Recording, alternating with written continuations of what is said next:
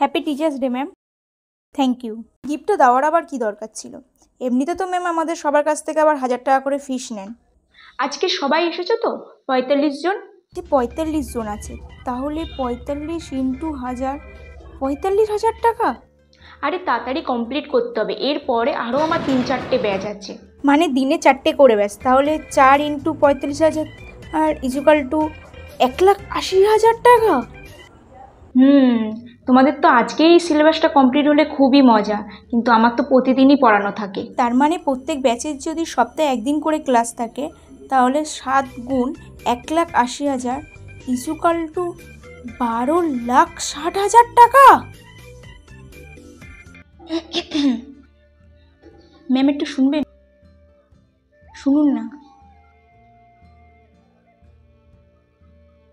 আপনার যদি ব্যাচে আরও স্টুডেন্ট লাগে না, তাহলে আমি জোগাড় করে দিতে পারি, কিন্তু আমাকে 1% দিলেই হবে।